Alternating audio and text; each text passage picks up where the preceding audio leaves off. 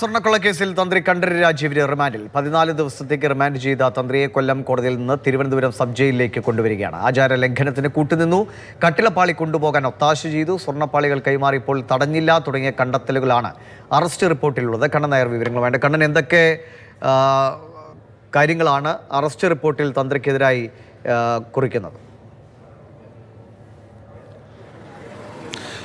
ദിവിഷ്, ഇപ്പോൾ റിമാൻഡ് റിപ്പോർട്ടും മാതൃഭൂമി ന്യൂസിൽ ലഭിച്ചിട്ടുണ്ട്. അതിൽ പ്രധാനമായും പറയുന്നത് ഈ കട്ടിളപ്പാളി കൊണ്ടുപോയ സമയത്ത് ദേവന്റെ അനുജ്ഞ വാങ്ങിച്ചിട്ടില്ല, ആചാരലംഘനം നടന്നു. ആചാരലംഘനം നടന്നിട്ടും അതിന് തന്ത്രി കൂട്ടുനിന്നു എന്നുള്ളതാണ് പ്രധാനമായും പറയുന്നത്. അദ്ദേഹത്തെ ഇപ്പോൾ 14 ദിവസത്തേക്ക് റിമാൻഡ് ചെയ്തിരിക്കുന്നു. 23-ാം തീയതി വരെയാണ് അദ്ദേഹത്തെ റിമാൻഡ് ചെയ്തിരിക്കുന്നത്. ഈ വരുന്ന 13-ാം തീയതി അദ്ദേഹത്തിന്റെ ജാമ്യാപേക്ഷ വാദം കേൾക്കുമ്പോൾ അദ്ദേഹത്തിന്റെ അഭിഭാഷകൻ അഡ്വക്കേറ്റ് CD അനിലുണ്ട്. എന്തൊക്കെയായിരുന്നു ഇന്ന് കോടതിയിൽ നടന്ന നടപടികൾ? ഇന്ന് അദ്ദേഹത്തിനെ 8 മണിക്കാണ് കോടതിയിൽ കൊണ്ട് ഹാജരാക്കുന്നത്.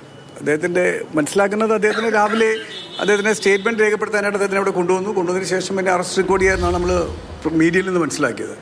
അപ്പോൾ 8 മണിക്ക് ഇവിടെ കൊണ്ടുവരുമ്പോൾ കോടതിയുടെ ബഹുമാനപ്പെട്ട ജഡ്ജിൻ്റെ വസതിയിൽ ഇത്തരത്തിലുള്ള കാര്യങ്ങൾ പരിഗണിക്കുന്നതിനും വാദം കേൾക്കുന്നതിനൊക്കെ ഒത്തിരി പരിമിതികളുണ്ട്. അത് ഓപ്പൺ കോർട്ടിലെ സാധാരണ നിലയിൽ ബെയിൽ ആപ്ലിക്കേഷൻ ചെയ്യാറുള്ളൂ. ഇ ഫെയിലിംഗ് മുതലായ സാങ്കേതിക വിഷയങ്ങളുണ്ട് അതിനകത്ത്. അപ്പോൾ നമ്മൾ ബെയിൽ ആപ്ലിക്കേഷനിൽ മെയിനായി ഇതിനെ റെസിസ്റ്റ് ചെയ്ത് ഉന്നയിച്ച പോയിന്റുകൾ എന്ന് പറയുന്നത്, ഉടനീളം റിമാൻഡ് റിപ്പോർട്ടിലും അറസ്റ്റ് മെമ്മോയിലും ഉടനീളം പറയുന്നൊരു വാക്കെന്ന് പറയുന്നത്, അനുജ്ഞ കലശം നടത്താതെ ഇതിളക്കി ആചാരലംഘനം നടത്തി അതുവഴി ഉണ്ണികൃഷ്ണൻ നമ്പൂതിരിക്ക് കൊടുത്തു എന്നാണ്. അപ്പം അങ്ങേക്ക് മനസ്സിലാവും, ഇത് മുഴുവൻ റിപ്പോർട്ടുകളിലും ഈ ആചാരലംഘനം എന്നുള്ള വാക്കാണ് മുഴച്ചു നിൽക്കുന്നത്. ആചാരലംഘനം എന്ന് പറയുന്നത് നമ്മുടെ നിയമപ്രകാരം അത് താന്ത്രിക വിധി പ്രകാരം പിഴ, അതങ്ങനെ സംഭവിച്ചിട്ടുണ്ടെങ്കിൽ പിഴ ചെയ്ത് തീർക്കേണ്ട വിഷയങ്ങളാണ് അത്. പക്ഷേ അത് നമ്മുടെ ഇന്ത്യൻ നിയമപ്രകാരം അത്തരത്തിലൊരു കാര്യങ്ങൾക്ക് ഈ പറയുന്ന സെക്ഷനുകൾ അട്രാക്റ്റ് ചെയ്യില്ല. അത് പിന്നീട് സംഭവിച്ചെന്ന് പറയുന്നത്, ഇത് റിമാൻഡ് റിപ്പോർട്ട് പ്രകാരം ഒന്നുകിൽ ഇല്ലീഗൽ ഗ്രാറ്റിഫിക്കേഷൻ അല്ലെങ്കിൽ റോങ്ഫുൾ ഗെയിനാണ് ഈ സെക്ഷനുകളുടെ എല്ലാം അടിസ്ഥാനം. തത്വത്തിൽ ഈ റോങ്ഫുൾ ഗെയിനുകൾ അദ്ദേഹത്തിന് ഉണ്ടായതായിട്ടുള്ളതായിട്ട് യാതൊരു പരാമർശം, സാമ്പത്തിക ലാഭം ഇതുമൂലം ഏതെങ്കിലും സാമ്പത്തിക ലാഭം ഉണ്ടായിട്ടുണ്ടോ അങ്ങനെ അത് പറയുന്നില്ല. അങ്ങനെ പറഞ്ഞാൽ മാത്രമേ ഈ സെക്ഷനുകൾ അട്രാക്റ്റ് ചെയ്യുള്ളൂ. അങ്ങനെ ഒരു കേസ് പ്രോസിക്യൂഷൻ ഇല്ല. അവർ അന്വേഷണത്തിൽ കണ്ടെത്തണമെന്നാണ് അവർ ആവശ്യപ്പെടുന്നത്. നിലവിൽ ഇദ്ദേഹത്തിനെ അറസ്റ്റ് ചെയ്യത്തക്ക നിലയിൽ യാതൊരു വാലിഡ് ഗ്രൗണ്ടുകളും ഉണ്ടായിട്ടില്ല. നമ്മുടെ അടുത്ത നടപടി എന്താണ്? ഇപ്പം ജാമ്യാപേക്ഷ കൊടുത്തത് 12-ാം തീയതി കോടതി അവധിയായതുകൊണ്ട് 13-ാം തീയതി പോസ്റ്റ് ചെയ്തിട്ടുണ്ട്. 13-ാം തീയതി പരിഗണിക്കും. ഈ അനുജ്ഞ വാങ്ങുക എന്ന് പറയുമ്പം അത് എങ്ങനെയാണ്?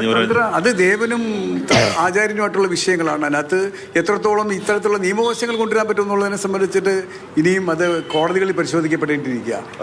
ചാപ്റ്റർ 14 ദേവസ്വം മാനുവൽ വോളിയം 2 പ്രകാരം tantri is only subordinate to the Travancore Devaswom board.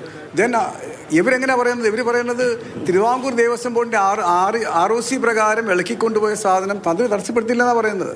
അത് കൊണ്ടുപോയിട്ടുള്ള വിവരം ROCയുടെ അടിസ്ഥാനത്തിലാണെന്നുള്ള വിവരം അന്ന് ഉള്ള മുഴുവൻ ഉദ്യോഗസ്ഥർക്കും അവിടെ അറിവുള്ളതാണ്. അപ്പോൾ അദ്ദേഹത്തിനെതിരായിട്ട് മെയിനായിട്ട് ഉന്നയിക്കുന്ന ആരോപണം എന്ന് പറയുന്നത്, അദ്ദേഹം പൂജയ്ക്ക് കയറുമ്പോൾ ഇതിൽ അങ്കിയില്ലാതിരിക്കുന്നു, അദ്ദേഹം കണ്ടിട്ട് ദേവസ്വം ബോർഡിനെ അറിയിച്ചില്ല. ദേവസ്വം ബോർഡാണ് ഇത് ഉത്തരവ് കൊടുത്തു പോയിരിക്കുക. എന്ത് ലോജിക്ക് അതിനകത്തുള്ളത് അത്തരത്തിലുള്ള കണ്ടൻഷനുകൾക്ക്?